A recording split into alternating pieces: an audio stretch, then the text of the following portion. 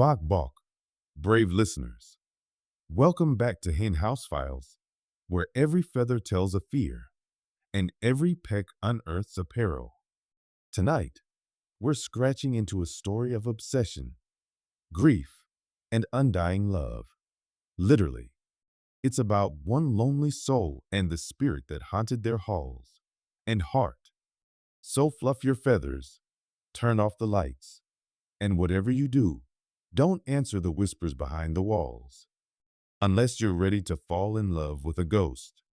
This story is called Whispers Through the Walls. 30-year-old Clara Reed didn't believe in ghosts. She believed in real-world hauntings, eviction notices, heartbreak, and the choking silence of sleeping alone. After her long-term relationship crashed and burned in spectacular fashion, Clara needed a fresh start. She found it in a centuries-old Victorian farmhouse in rural Maine. The house had that sagging, Gothic charm HGTV addicts dreamed of. But more importantly, it was cheap. Suspiciously cheap. It was called the Mercer House, and the locals never spoke its name without crossing themselves or spitting. But Clara didn't grow up here. She didn't know the stories. To her, the dusty bones of the Mercer House were full of potential. The listing had said, 1 bedroom, 2 baths. But when Clara arrived, she found narrow staircases leading to hidden rooms, doors that refused to stay shut, and wallpaper that peeled like sunburnt skin. The house groaned even when the wind wasn't blowing. Still, she was in love with it.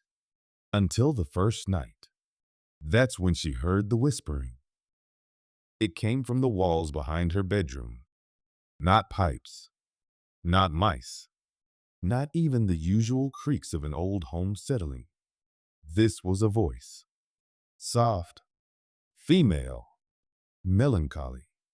"Are you there?" it asked. Clara sat bolt upright in bed. She froze, convinced her mind was playing tricks. Then again, "Are you there?" She didn't answer. She barely slept. The next morning, she ripped open the drywall. There was nothing but studs and dust. No intercom. No hidden speaker. No explanation. That night, the whisper came again. But this time, it said her name. On the third night, Clara answered. "I'm here," she whispered back. The voice, now clearly a woman, sighed in relief. Finally, Clara asked who she was, but the voice only replied, "Don't be afraid of me." Days passed. The voice never appeared during sunlight hours. Only between 2 and 3 a.m. Clara began staying awake for it, as if expecting a phone call from a lover in prison. She stopped seeing her friends. She stopped unpacking boxes. She started waiting. Then, one afternoon while cleaning the attic, Clara found a tattered leather-bound journal wedged behind an old beam. It belonged to a woman named Eleanor Mercer, born in 1872, died, no date listed. The entries began normally enough.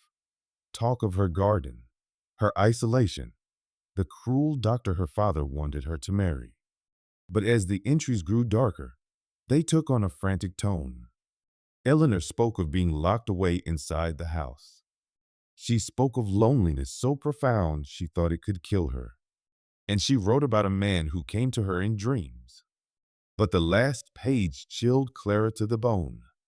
It read, "He found me. He tried to take me. But I wouldn't go. They buried me in the wall." After finding the journal, Clara could no longer deny what she was experiencing. And she didn't want to. In fact, she began craving the voice in the walls.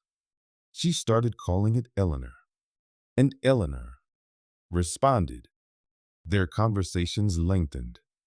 Eleanor would speak about her life, her regrets, her longing, and Clara opened up in return. She told Eleanor about her breakup, about her childhood, about how the house was the first place that had ever really felt like home.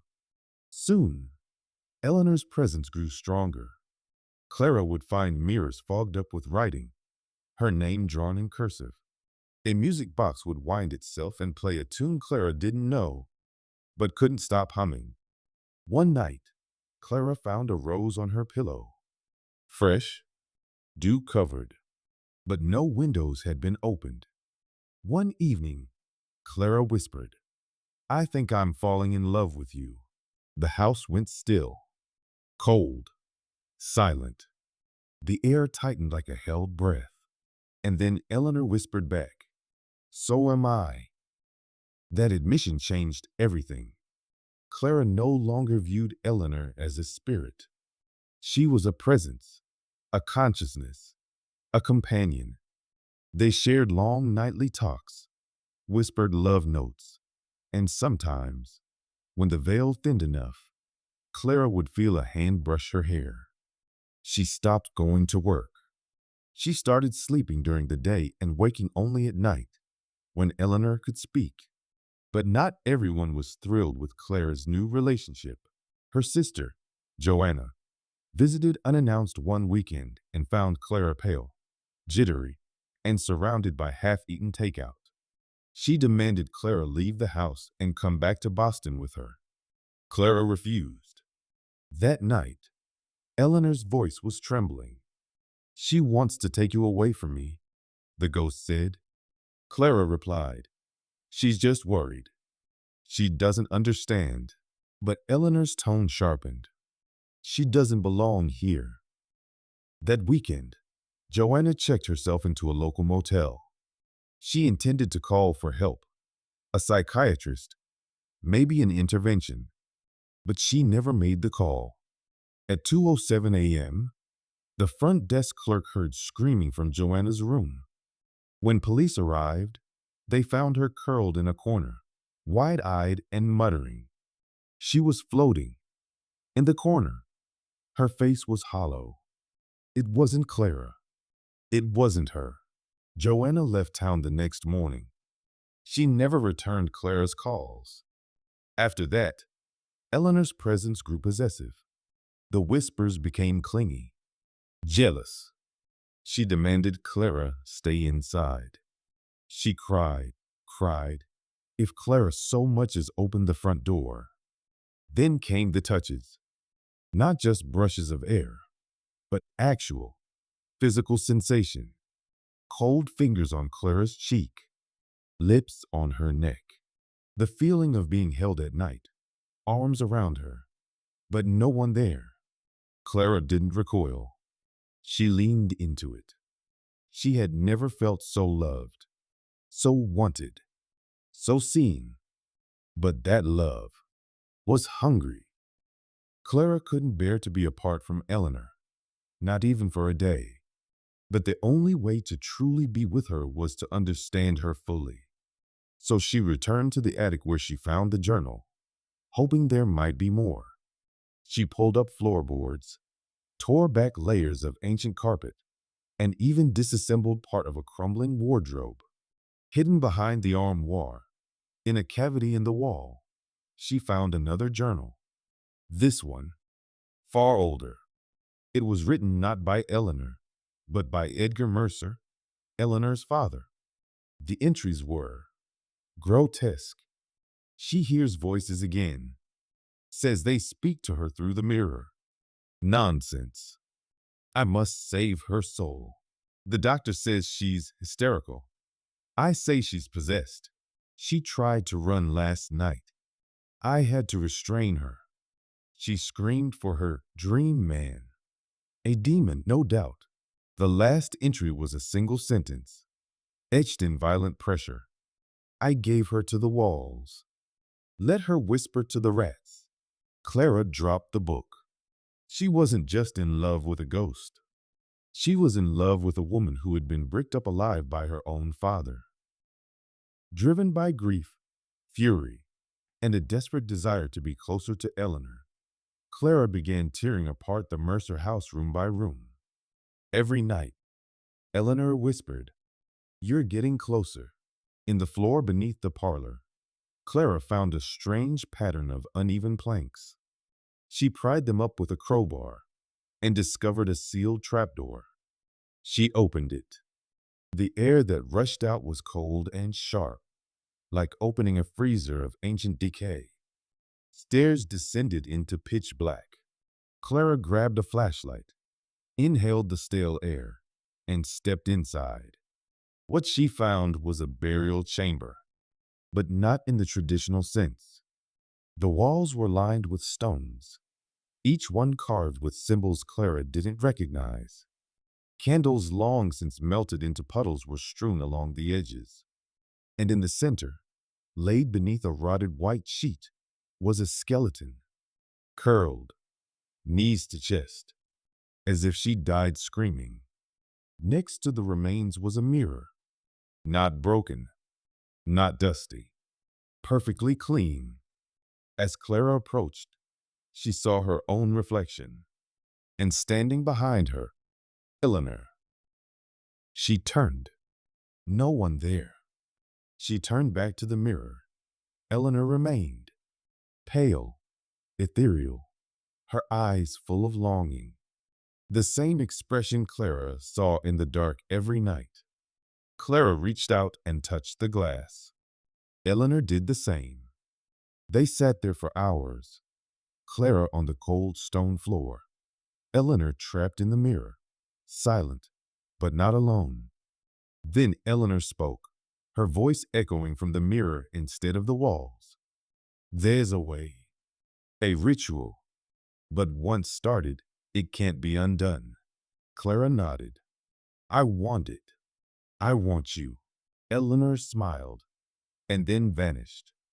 That night, Clara found a new page in the journal, one that hadn't been there before. On it, a ritual. To join the world of the dead, the living must surrender breath, blood, and belief. One cannot belong to both. Below that, in what looked like Eleanor's handwriting, are you sure? Before Clara could make her choice, the house began changing. The walls began to whisper to her in different voices. Men, children, a woman humming. Eleanor explained, they're the others. He locked them away too. I was not the only one. One night, Clara heard heavy, dragging footsteps upstairs. She ran to the second floor, but every door was shut. And when she turned to go back down, she saw a tall, pale man standing at the end of the hallway. Clara froze. He was dressed in turn-of-the-century formal wear, his skin waxy and bloated, and in his hands, he held bricks. Eleanor's father. The ghost of Edgar Mercer wasn't at rest. He roamed the house still, breaking shut anything, or anyone, who tried to set Eleanor free. Clara tried the ritual the next night. She followed the instructions exactly. 3 black candles, the journal open to the invocation, and a shallow cut to her hand, letting blood drip into the mirror. She whispered Eleanor's name, and the mirror began to ripple. Then she whispered her own. The mirror shattered. Eleanor screamed, not in pain, but in warning. You weren't supposed to say your name. He heard you. Suddenly, the temperature dropped. The floor shook. A low groan echoed from every corner of the house. Edgar had awakened, and this time, he was coming for Clara. Clara tried to leave the house. The front door was bricked shut. The windows were no longer windows, just walls painted to resemble them.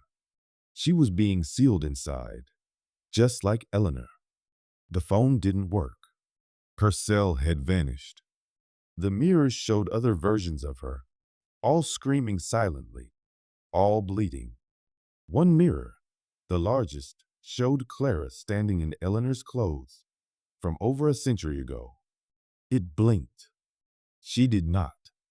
That night, Eleanor returned. He wants to take you, she whispered. If he does, you'll be mine forever, but you'll never be free. Clara collapsed. She didn't care about freedom. She only cared about Eleanor.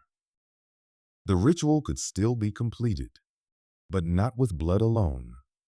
Eleanor explained what the final step required. Breathe. Clara had to die. Not symbolically, not metaphorically, physically. And Eleanor could not take it from her. You have to choose it, Eleanor whispered. Love only counts if it's given freely. Clara asked what would happen if she didn't do it. You'll forget me, Eleanor said. He'll make sure of it. You'll be locked inside your own mind. You'll see me in dreams and never remember my name. Eleanor leaned close, her face shimmering with tears. But if you do it, I will be yours forever. The sky above the Mercer house roiled with thunder. The air inside pulsed with a pressure that bent reality. Time slowed, clocks ticked backward, and Eleanor's voice flickered between past and present. Clara prepared for the ritual once more. This time, she knew what was required. Breath, blood, belief. She boiled water, lit the 3 black candles, drew a circle of salt and bone dust on the floor. And inside it, she stood barefoot, shaking, the dagger from the attic clutched in one hand. In her other hand, the final page of the journal, now fully visible. It read, when you die by your own hand in the house where she was buried, your soul may cross. But beware, he will try to stop you. He will promise freedom. He will beg. He will lie. Clara held the dagger to her chest. That's when Edgar appeared. The ghost of Edgar Mercer was no longer a mere presence. He was flesh-like, real, towering. He stepped into the canlight, sneering with blackened teeth and hollow eyes that glowed faintly orange. You foolish girl, he said. You think you're in love with her? You don't even know what she really is. Clara kept the dagger pressed against her chest. I know enough. Edgar smirked. She's not a woman anymore. She's a hunger, a wound that feeds on longing. She doesn't want love. She wants company. She's lonely, and she'll keep you here forever. Clara flinched. Doubt bloomed in her chest like a bruise. I can let you go, Edgar whispered. One word, and this all ends. You'll wake up in your bed in Boston. You'll remember none of this. You'll be free. Clara lowered the dagger an inch. Then a voice echoed behind her. Not Eleanor's whisper. Her scream. Don't believe him. I never lied to you. Clara turned, and in the mirror across the room, she saw Eleanor's face, twisting in panic, reaching toward her. She looked back at Edgar. He was grinning, lying.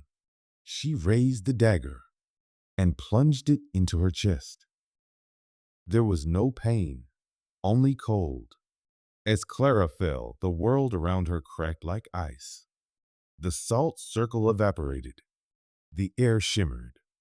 Then, silence, darkness. Then, breath, but not her own.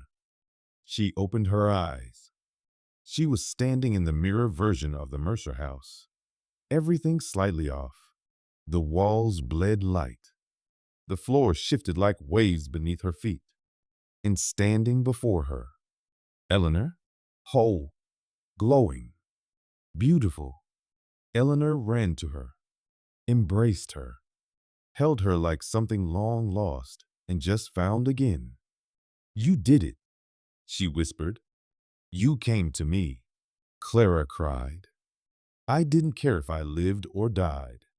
I just couldn't live without you. Eleanor pulled back, eyes glistening. We don't have much time.